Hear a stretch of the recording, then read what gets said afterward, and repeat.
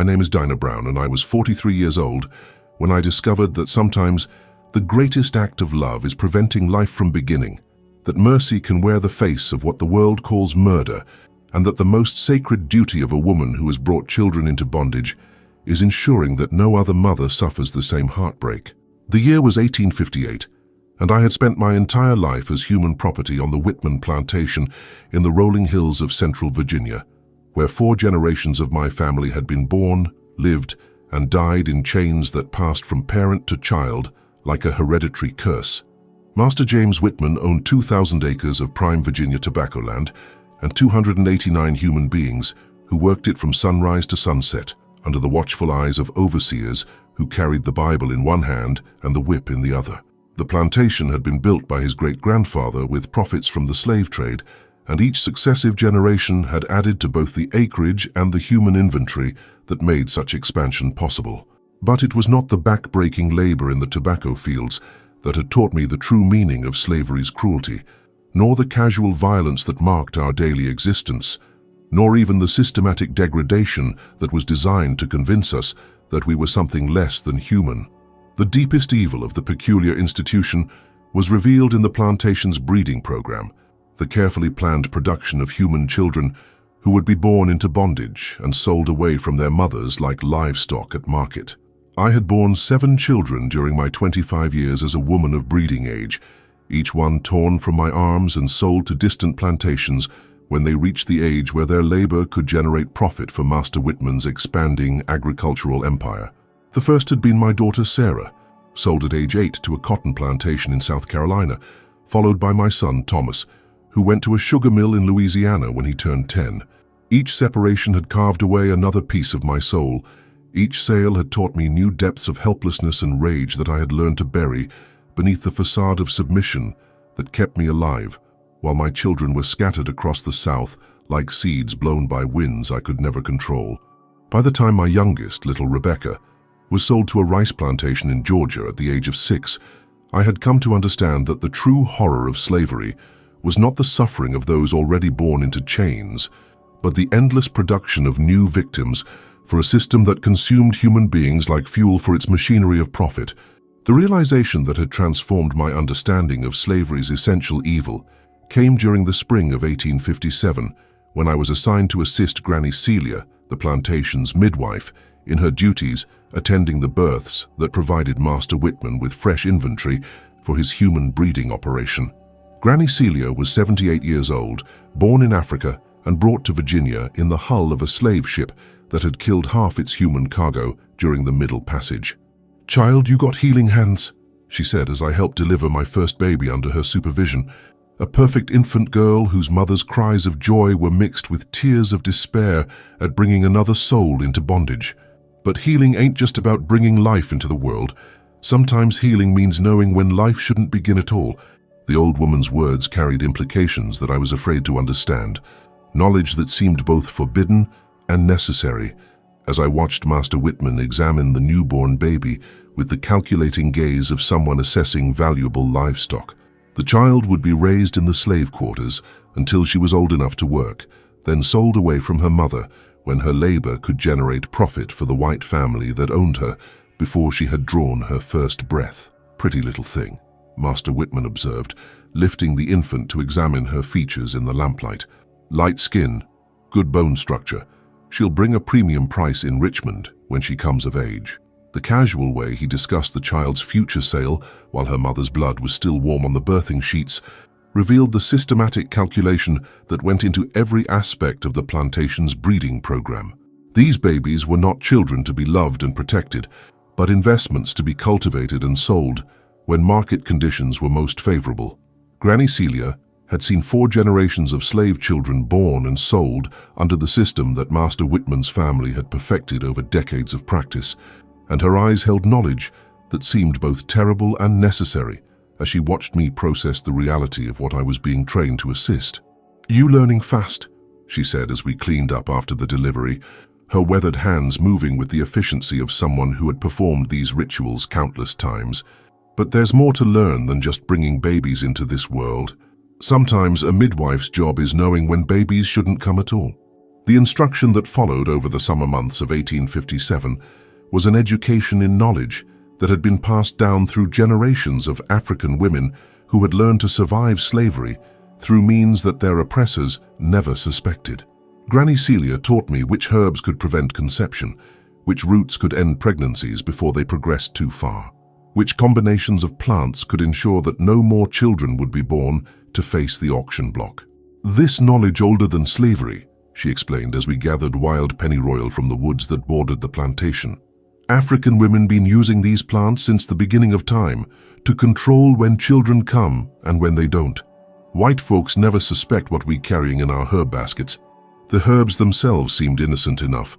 Cotton root bark that grew wild along riverbanks, black cohosh that bloomed in shaded hollows, tansy that filled meadows with golden flowers that concealed their darker purpose.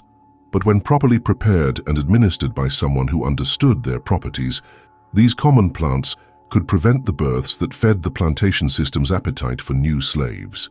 "Knowledge is responsibility," Granny Celia warned as she taught me the precise measurements and timing that made the difference between healing and harm. Once you know how to stop babies from coming, you got to decide when it's right to use that knowledge. Some women want to keep having children even in slavery, hoping things might get better someday. Others want to stop the cycle, want to make sure no more souls get born into chains. The decision to begin using this knowledge was not one I made lightly, but it was inevitable once I understood the full scope of Master Whitman's breeding program and the systematic production of human beings who would be born only to suffer the same separations that had torn my own family apart. The plantation records that I learned to read by observing the overseer's bookkeeping showed the cold calculations that went into every birth: projected labor value, optimal selling age, market prices for children with various combinations of features. My own reproductive years were nearly finished at age 43, but there were dozens of younger women on the plantation who would continue producing children for Master Whitman's inventory if nothing was done to break the cycle. Women like young Martha, barely 16 and already pregnant with her first child, who had no idea that the life growing within her was destined for the auction block before it could walk. "I don't want this baby to grow up like we did," Martha confided to me as I helped her with the morning sickness that marked her first trimester. "I don't want to love a child just to watch it get sold away when Master Whitman needs money." The desperate hope in her voice broke my heart, because I knew that wanting something different for her child would not protect it from the economic realities that drove the plantation system. Master Whitman would sell Martha's baby when the time was right, regardless of her feelings or the child's welfare, because that was how the system worked and how his family had built their wealth over 4 generations. "What if there was a way to make sure your baby never had to face the auction block?" I asked carefully, testing her readiness for knowledge that could not be unlearned once shared. "What do you mean?" she asked, her young face lighting up with desperate curiosity. "I mean, what if there was a way to make sure no baby was born at all, to prevent the pregnancy from continuing, so no child would ever have to suffer what we've suffered?" The conversation that followed was the first of many similar discussions I would have with women throughout the plantation community, careful explorations of knowledge that had been hidden from white authorities for generations, but which offered the only real power that slave women possessed: the ability to control whether or not they would participate in the system that consumed their children. Not every woman was ready for such knowledge, and I learned to recognize the signs of those who were too frightened or too hopeful to embrace methods that white society would have called murder, but which we understood as mercy. But for those who had already lost children to the auction block, for those who had watched their babies sold away like livestock, the herbs that Granny Celia had taught me to prepare offered the only form of resistance that was both practical and invisible to white observation. The work began slowly, with individual consultations conducted in the privacy of women's cabins after the plantation had settled into nighttime quiet. A tea brewed from cotton root bark for someone whose monthly courses were late. A tincture of black cohosh for a woman who had decided that bringing another child into bondage was a cruelty she could not bear to inflict. "Are you sure about this?" I would always ask before providing the herbs that would end a pregnancy in its early stages. "Once it's done, it cannot be undone." "I'm sure," was the universal response from women who had already experienced the heartbreak of watching their children sold away from them. "Better no baby at all than another baby born to be sold like cattle." The herbs did their work efficiently and quietly, ending pregnancies before they advanced enough to be obvious to the white authorities who monitored slave women's reproductive cycles, like farmers watching livestock for signs of successful breeding. To outside observers, it appeared that some women were simply less fertile than others, a natural variation that aroused no suspicion among overseers whose primary concern was maximizing production rather than investigating the medical details of individual failures to conceive. But as word spread through the plantation community about the availability of herbs that could prevent unwanted pregnancies, I began to realize that my work was having an impact that went beyond individual decisions. The birth rate on the Whitman plantation was declining in ways that would eventually attract attention from Master Whitman himself, whose investment in human breeding required a steady supply of new slaves to replace those who died or were sold. By the winter of 1857, I had helped more than 20 women end pregnancies that would have produced children destined for the auction block, and the cumulative effect was beginning to show in plantation records that tracked reproductive output with the same attention devoted to tobacco yields. Master Whitman had begun asking questions about the declining fertility rates among his female slaves, and his inquiries were becoming more systematic and more dangerous with each passing month.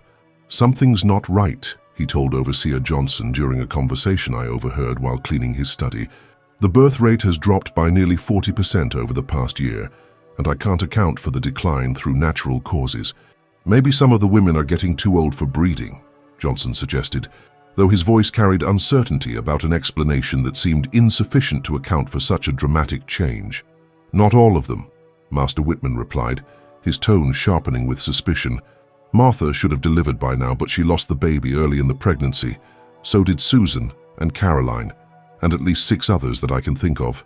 Either we're experiencing the most unlikely streak of miscarriages in plantation history, or something else is happening that we haven't identified yet." The conversation confirmed what I had already begun to suspect, that my work with the herbs was approaching a crisis point where either the birth rate would have to return to normal levels, or Master Whitman's investigation would eventually uncover the truth about what was preventing his investment in human breeding from generating the expected returns.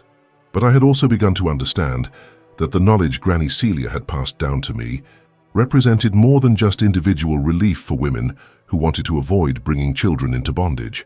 Used systematically and carefully, these herbs offered the possibility of something unprecedented in the history of American slavery: the complete elimination of new births on a plantation, the cutting of chains that had bound families for generations, the ultimate act of resistance that would starve the system of the fresh victims it required to continue functioning.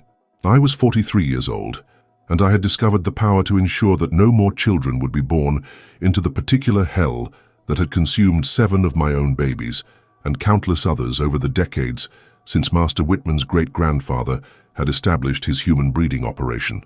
The herbs that grew wild in Virginia soil offered the means to break cycles that had continued for generations, to transform reproductive power from an asset for slaveholders into a weapon for those who had been enslaved. The decision to expand my work from individual assistance to systematic intervention was both logical and terrifying, a commitment to knowledge that would make me the most dangerous person on the plantation if discovered, but which offered the only realistic hope of ensuring that future generations would not inherit the chains that had defined my own existence. Granny Celia had been right when she said that knowledge carried responsibility, and the responsibility I had discovered was nothing less than the power to determine whether the Whitman plantation would continue producing human beings for the auction block, or whether the supply of new slaves would simply disappear as quietly and mysteriously as morning mist rising from Virginia tobacco fields. The winter of 1857 brought with it a deepening of my understanding about the scope of what could be accomplished through systematic application of the knowledge that Granny Celia had entrusted to my keeping. As Master Whitman's suspicions about the declining birth rate grew more focused and more dangerous, I realized that individual assistance to desperate women would have to evolve into something more comprehensive if the goal was truly to ensure that no more children would be born into bondage on the Whitman plantation. The challenge was not just medical but organizational, requiring a network of trusted women who could help identify pregnant slaves while maintaining the secrecy that was essential for survival in a system where such knowledge would be considered not just dangerous but revolutionary in its implications. The herbs that could prevent births offered power that threatened the economic foundation of the plantation system itself, and discovery would mean death for everyone involved in what white authorities would surely classify as a conspiracy to deprive masters of their most valuable property. I began by approaching the women who had already benefited from my services, testing their willingness to help identify others who might welcome the same assistance. The response was immediate and unanimous. Every woman who had used the herbs to end an unwanted pregnancy was eager to help ensure that other mothers would not have to face the heartbreak of bearing children who would be sold away like livestock. "I'll help however I can," promised Susan, a 24-year-old field hand who had avoided bringing a third child into bondage through careful use of cotton root bark tea.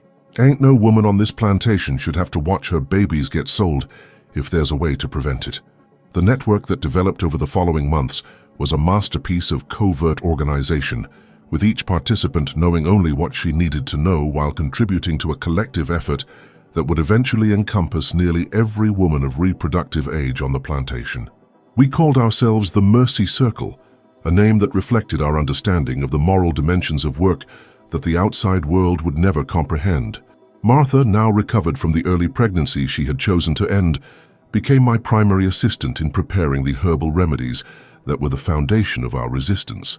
She possessed a natural talent for identifying and gathering the wild plants that grew throughout Virginia, and her youth made her movements around the plantation less likely to attract attention from overseers who had learned to watch older slaves more carefully. "Found a whole grove of black cohosh growing near the creek," she reported during one of our evening meetings in the abandoned tobacco barn that served as our unofficial headquarters. "Enough to keep us supplied through spring, assuming demand stays at current levels."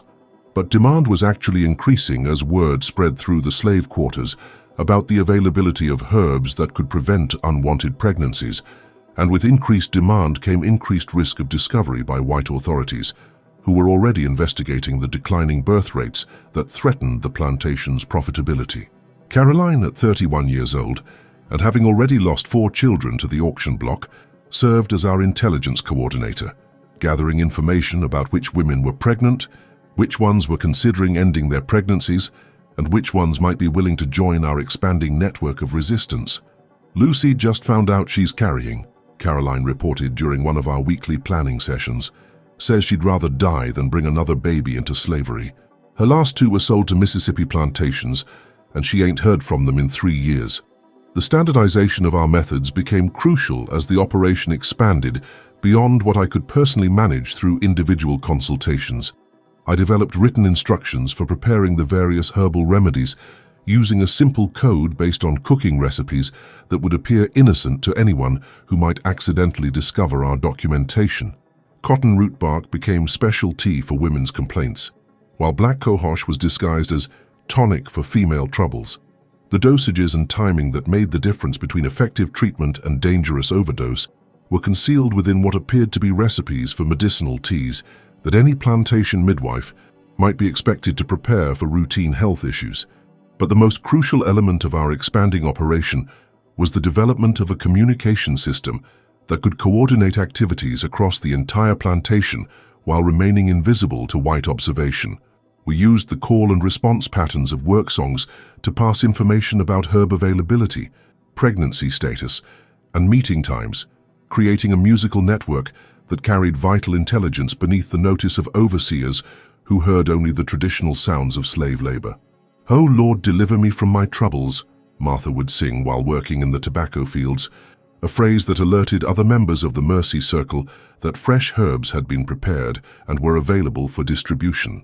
"My soul is weary from heavy burdens," would come the response from someone who needed assistance, while "the Lord provides for those who ask" indicated readiness to help with the evening's distribution activities.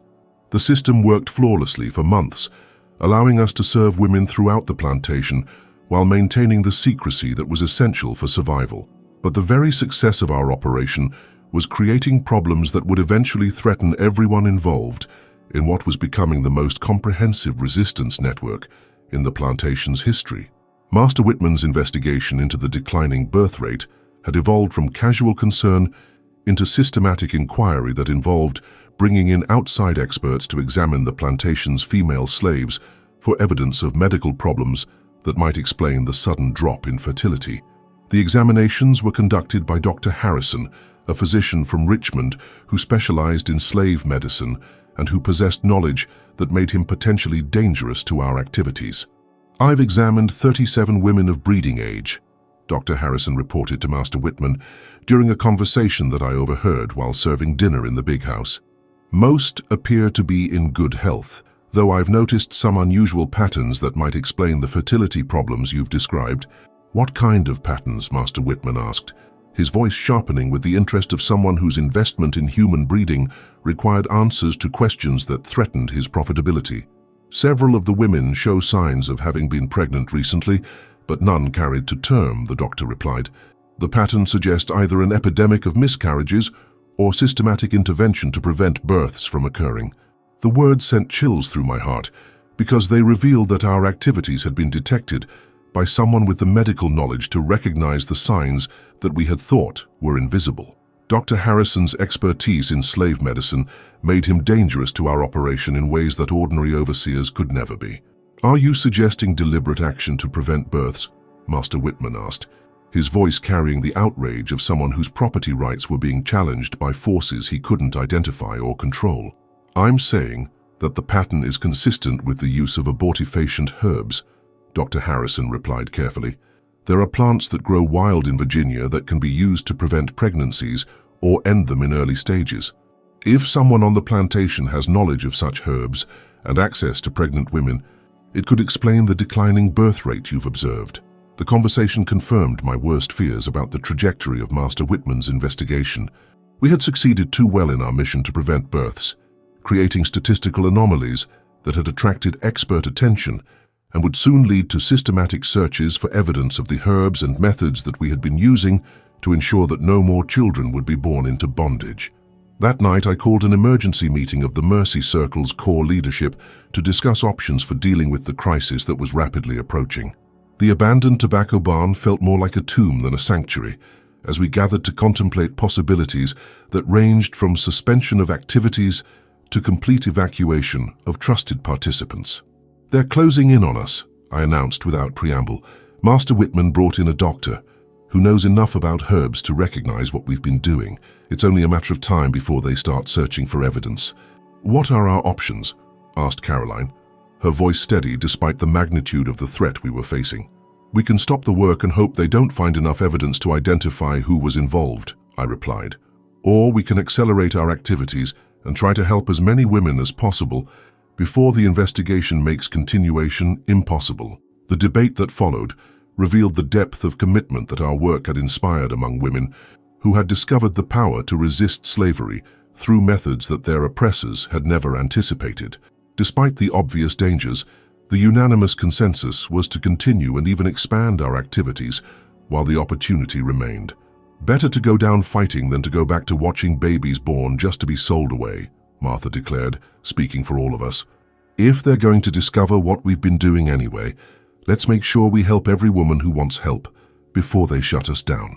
The decision to accelerate rather than suspend our activities marked a turning point in the Mercy Circle's evolution from covert assistance program to active resistance network that would challenge the plantation system's most fundamental assumptions about controlling slave reproduction.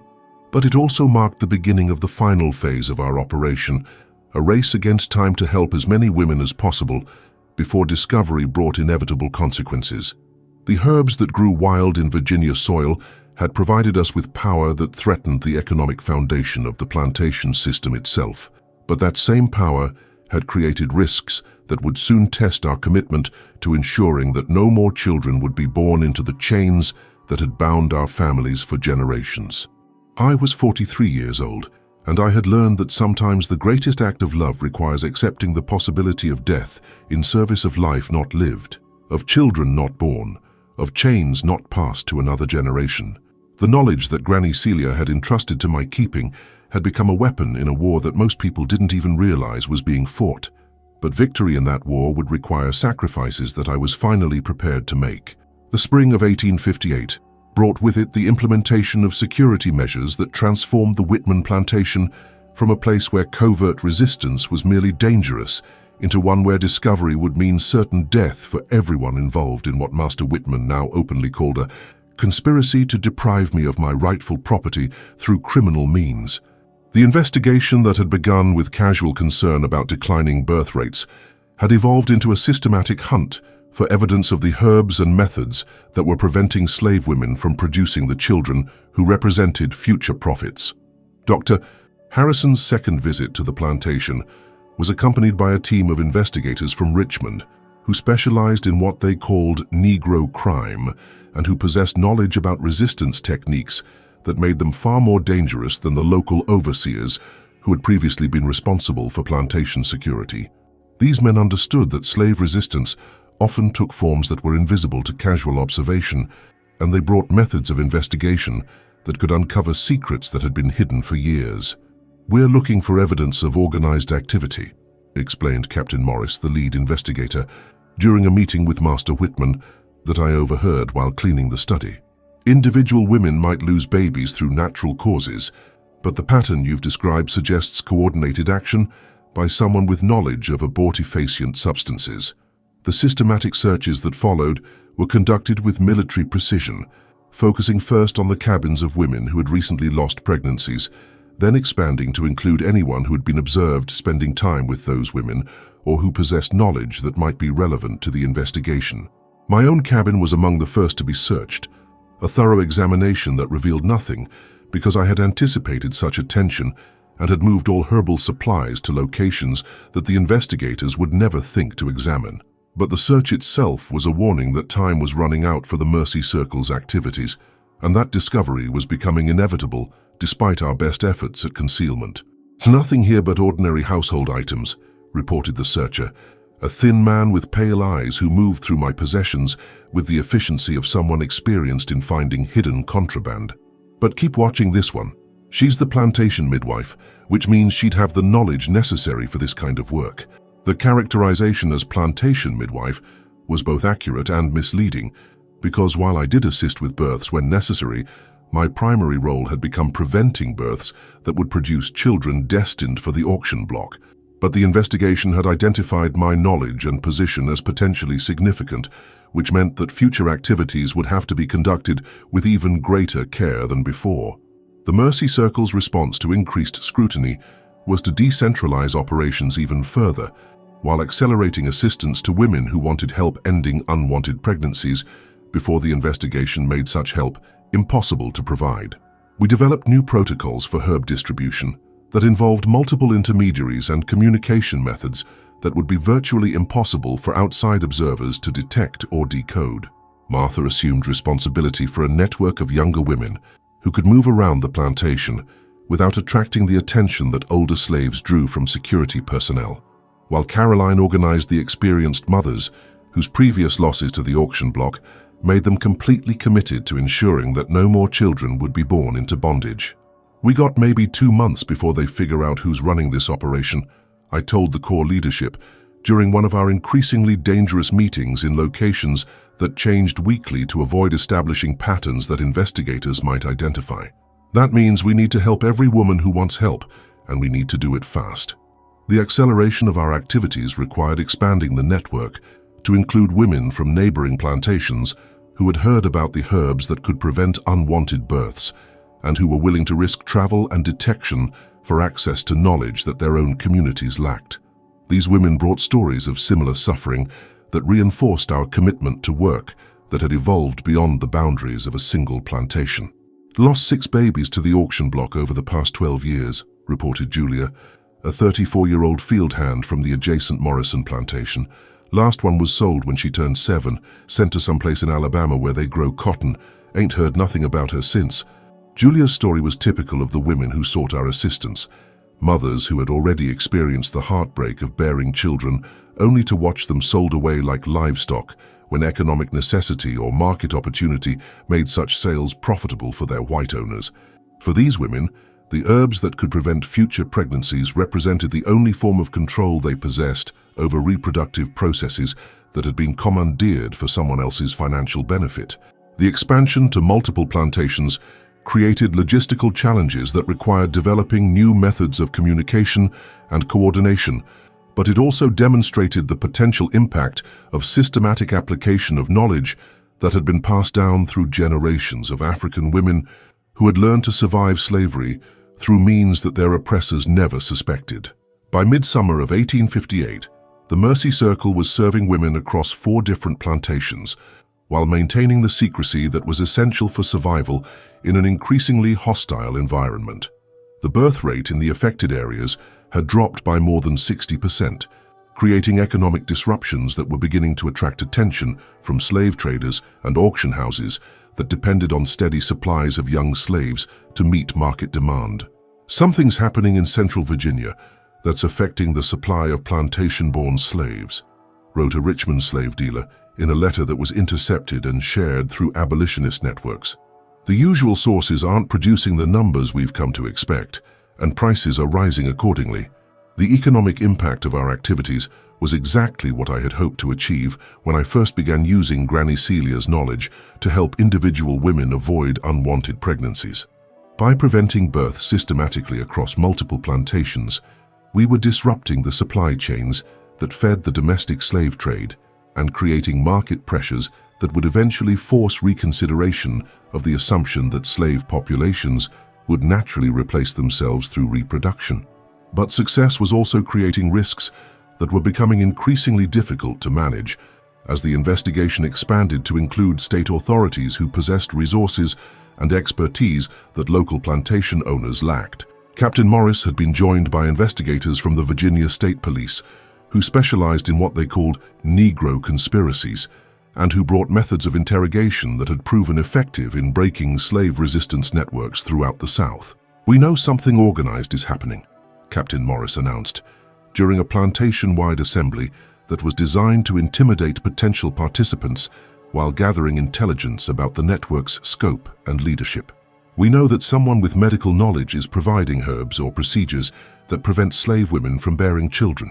We're going to find out who's responsible, and when we do, the consequences will serve as an example to anyone else who might be contemplating similar criminal activity." The threat was both specific and general, designed to create fear among network participants, while encouraging informants to come forward with information that might help identify the leadership and methods that had made the operation so successful. But the solidarity that had developed among the women we served proved stronger than the intimidation tactics that the investigators employed. Not a single member of the Mercy Circle provided information that could be used to identify other participants or reveal the locations where herbs were prepared and distributed. The network held together despite pressure that would have broken most resistance organizations, demonstrating the commitment that comes from protecting knowledge that offers the only real power that enslaved women possessed. The breakthrough that the investigators needed came not from interrogation or systematic searching, but from a source that none of us had anticipated: Granny Celia herself, whose deteriorating health had made her vulnerable to pressure that she might have resisted in younger years. "I taught that girl everything she knows about herbs," the old midwife admitted during what she thought was a private conversation with a white woman who claimed to be interested in traditional healing methods. "Dinah's got knowledge that goes back to Africa, back to my grandmother's time. She knows plants that can prevent babies from coming, and she knows how to use them without leaving traces that white doctors can find." The confession was overheard by an investigator who had been posing as a household servant, and within hours the information had reached Captain Morris and the team that had been searching for exactly this kind of evidence. Granny Celia's admission provided not only confirmation that our activities were real and organized, but identification of the person responsible for leading what they now understood to be the most successful slave resistance network in Virginia history.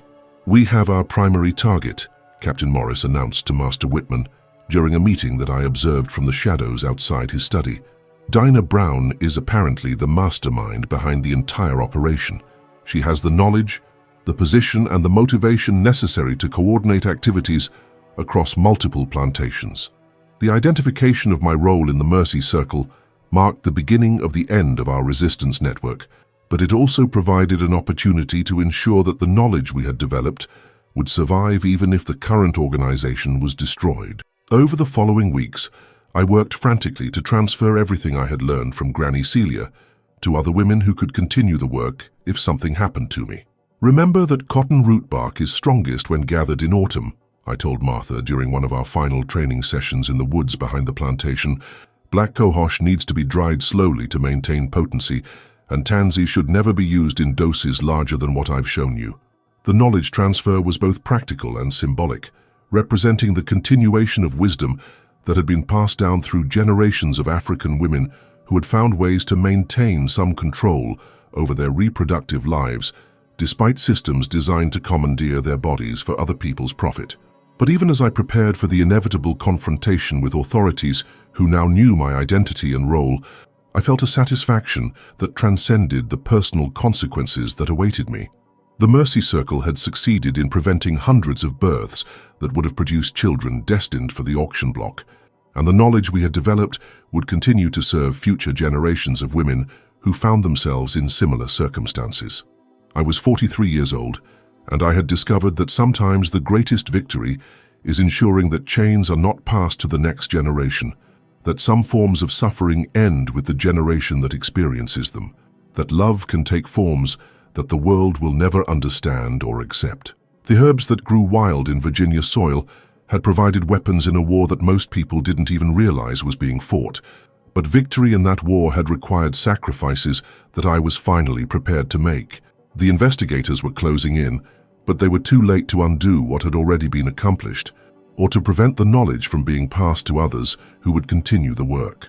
The supply of new slaves from the Whitman plantation and its neighbors had been effectively eliminated, creating economic disruptions that would force reconsideration of assumptions about slavery production that had seemed as natural as sunrise. Granny Celia had been right when she said that knowledge carried responsibility, and the responsibility I had discovered was nothing less than the power to ensure that future generations would not inherit the particular form of suffering that had defined my own existence. The plants that grew in Virginia soil had provided the means to break cycles that had continued for generations, and that knowledge would survive, even if I did not. The autumn of 1858 brought with it the inevitable confrontation that had been building since Captain Morris identified my role as the leader of what Virginia authorities now called the most dangerous slave conspiracy in the Commonwealth's history. Ersin, the knowledge that Granny Celia had entrusted to my keeping, and which I had developed into a systematic network for preventing births on multiple plantations, had finally attracted the kind of official attention that would either be crushed completely or would inspire similar resistance throughout the slaveholding South.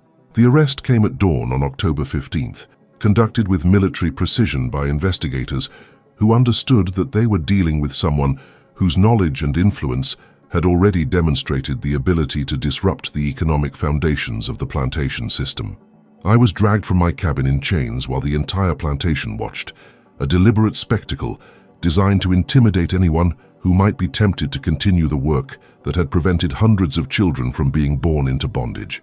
"Dinah Brown," Captain Morris announced as the shackles were locked around my wrists, "you are under arrest for conspiracy to deprive Master Whitman and other plantation owners of their rightful property through the use of criminal methods designed to prevent the birth of slave children." The charges were unprecedented in Virginia legal history, representing the first time that authorities had attempted to prosecute someone for activities that prevented births rather than causing deaths. The legal framework itself had to be constructed specifically for my case, drawing on property law, conspiracy statutes, and medical regulations to create a foundation for prosecution that would serve as precedent for future cases involving similar resistance. But even as I was led away to the Richmond jail that would hold me during trial preparations, I felt a satisfaction that transcended any fear of personal consequences. The Mercy Circle had accomplished its primary objective of ensuring that no more children would be born into chains on the plantations we served, and the knowledge we had developed had been successfully transferred to other women who would continue the work despite the risks that my arrest had made clear. The jail cell was small and dark, furnished with straw that had absorbed the sweat and despair of countless other slaves who had been crushed by Virginia's legal machinery. But instead of despair, I found peace in the certainty that my life had served a purpose that was both sacred and necessary, that the children who had not been born because of my work would never experience the heartbreak of separation that had torn 7 of my own babies from my arms.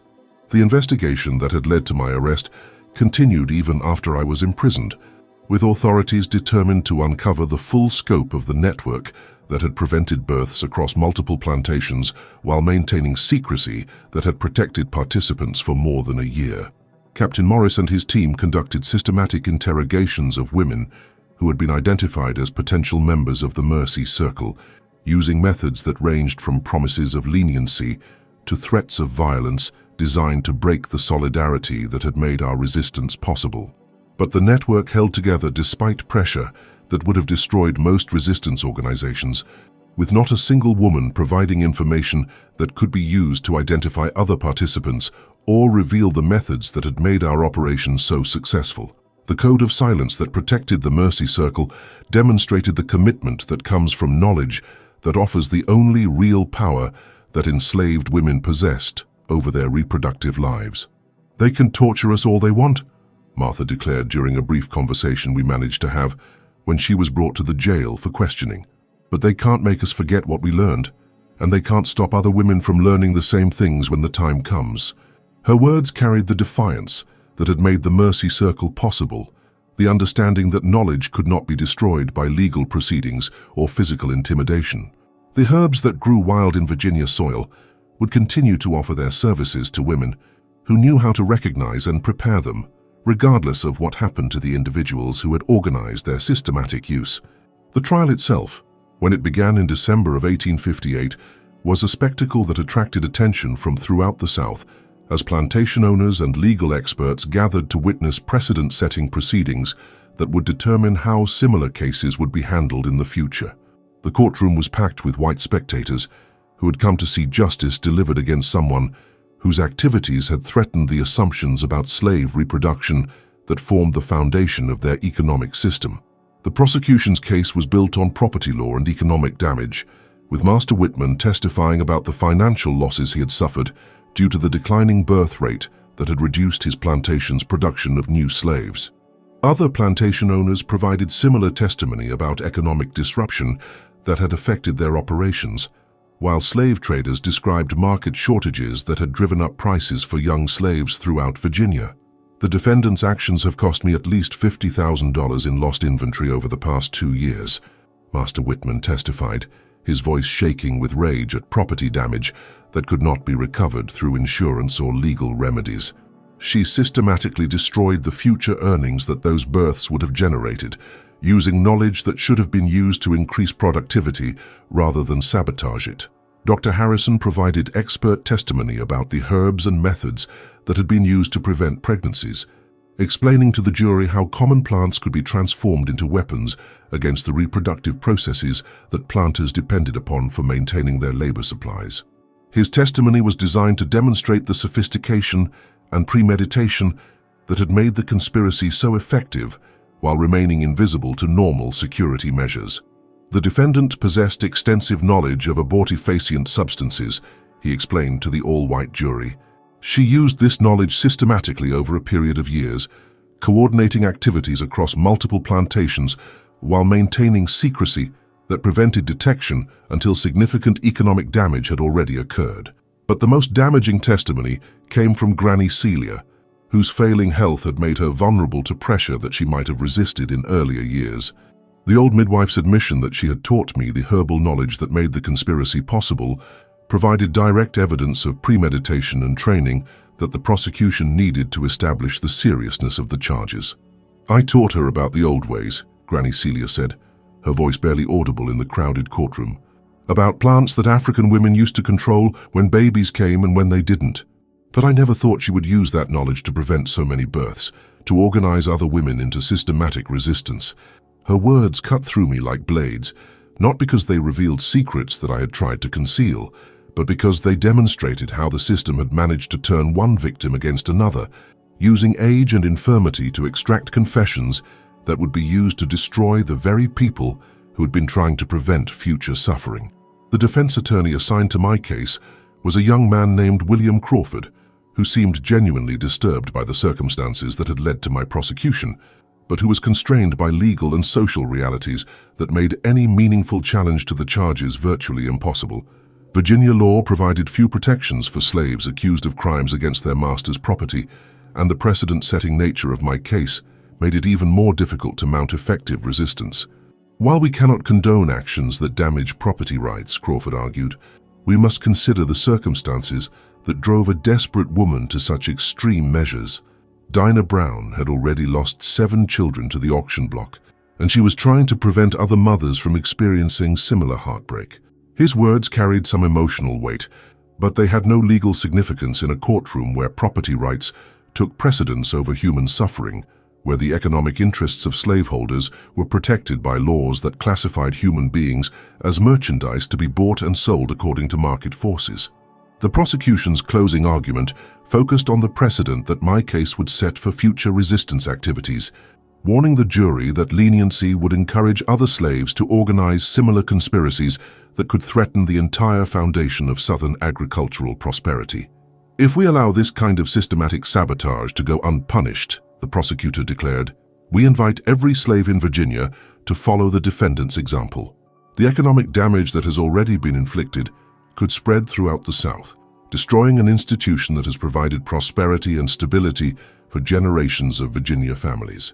The jury deliberated for less than 2 hours before returning with the verdict that everyone in the courtroom had expected from the moment the charges were filed. The speed of their decision reflected not just the strength of the evidence, but the social and economic pressures that made any other outcome impossible in a society built on the systematic exploitation of human beings. Guilty on all counts, the foreman announced, his voice carrying the authority of white justice finally asserting itself over black resistance that had challenged the natural order of Southern civilization. The sentence was death by hanging, to be carried out on January 20th, 1859, providing time for appeals that would never be filed, and spiritual preparation that would serve the dual purpose of allowing me to make peace with my fate, while demonstrating to other potential resistors the inevitable consequence of challenging the system that owned their bodies and their children's bodies.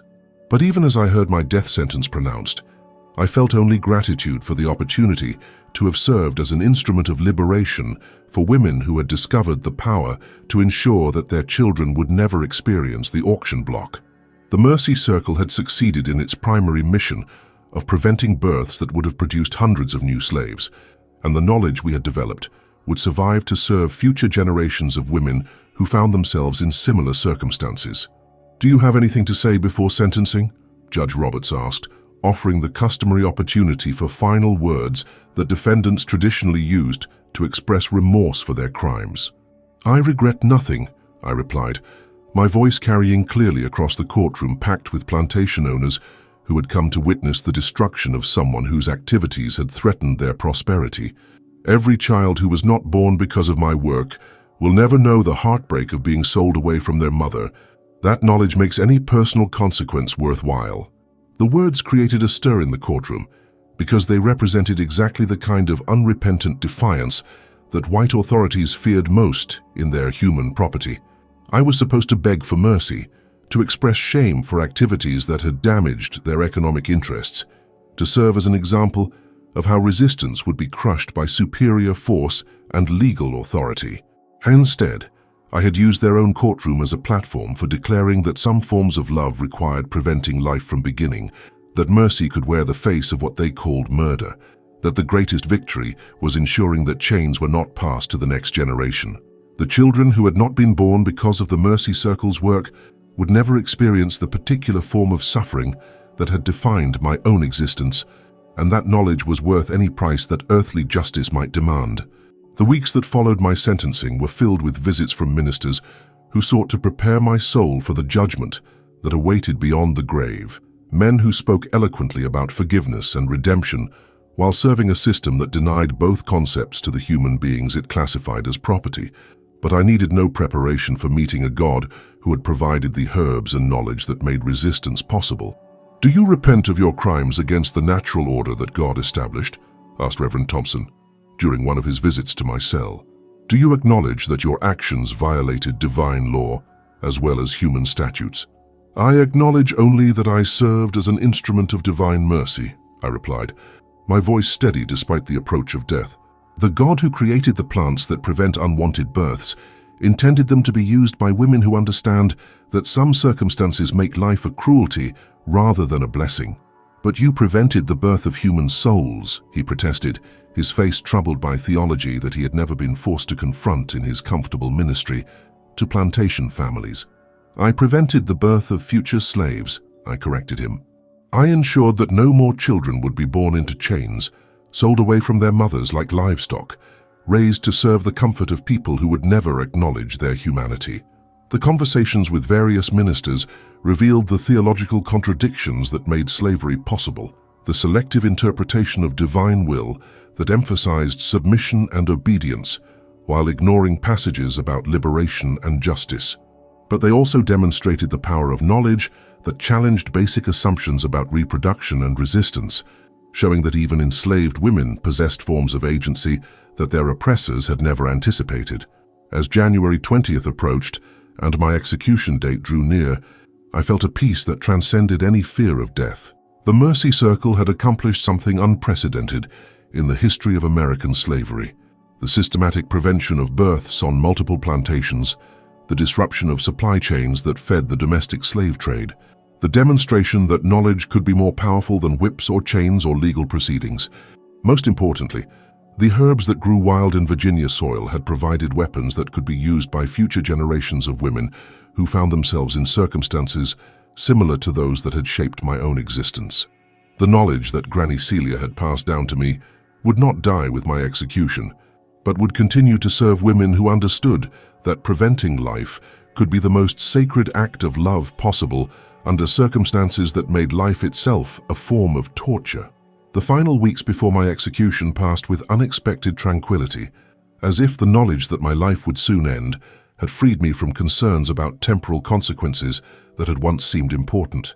The death sentence that awaited me on January 20th, 1859, felt less like punishment than like the natural conclusion of work that had always been more important than personal survival, more sacred than individual safety, more necessary than any consideration of what white society might do to those who challenged its fundamental assumptions about property and power.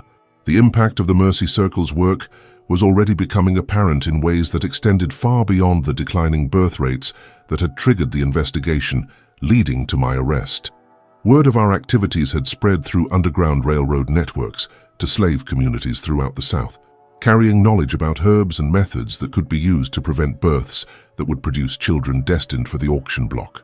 "Your trial made news in every slave quarter from Virginia to Georgia," reported Sarah Jenkins, an abolitionist from Philadelphia who had been permitted to visit me during my final weeks.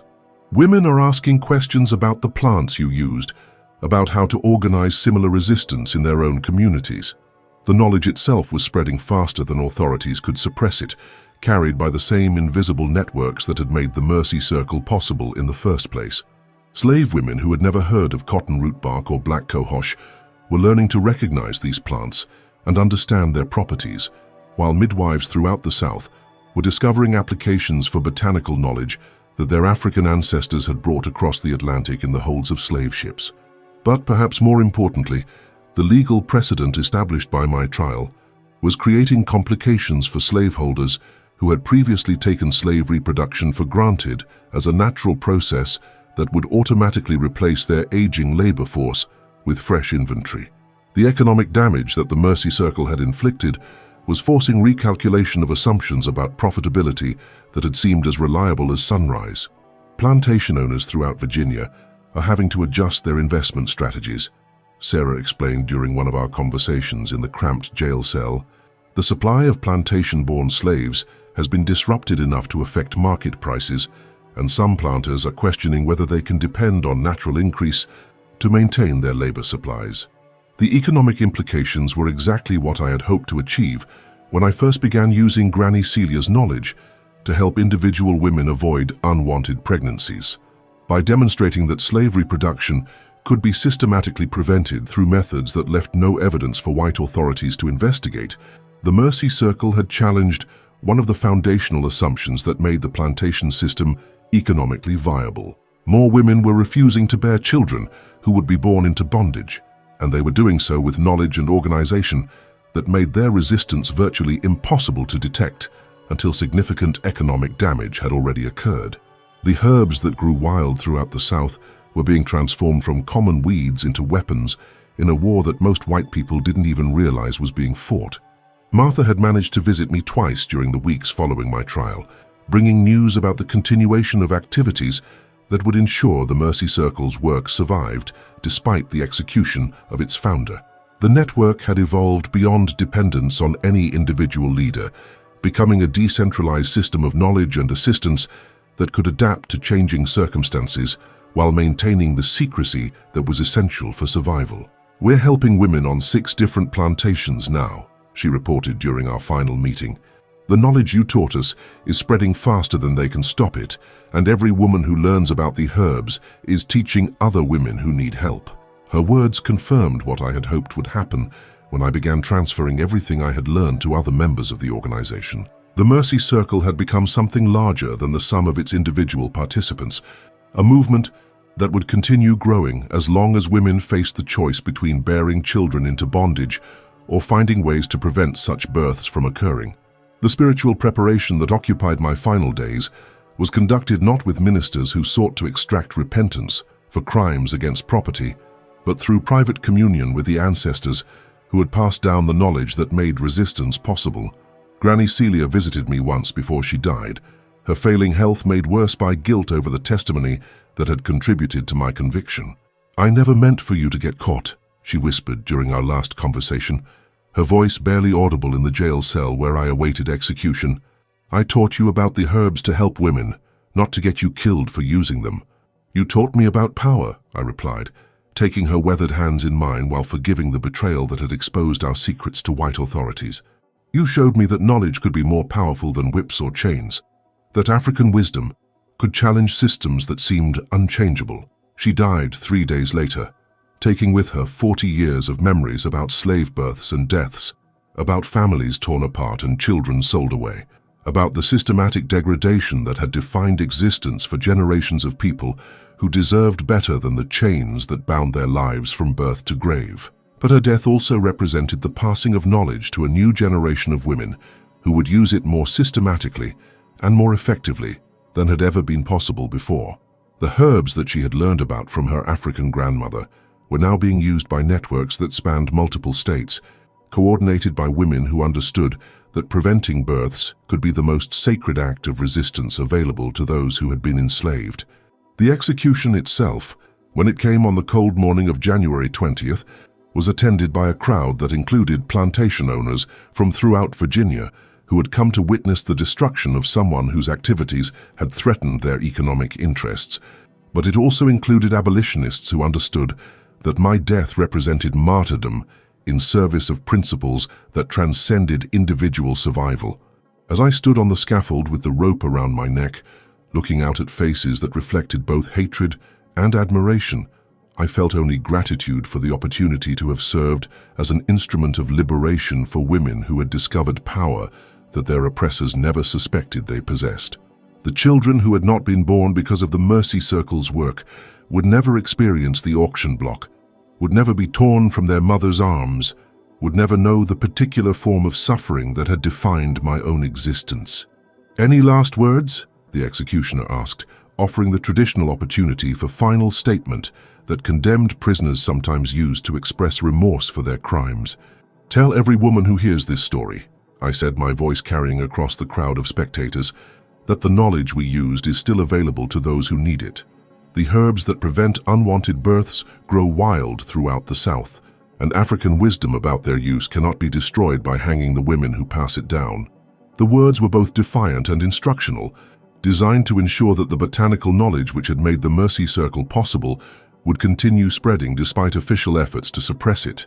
Every woman in the crowd who heard my final statement would remember that cotton root bark and black cohosh and tansy could be found in Virginia forests, and some of them would eventually seek out information about their preparation and use.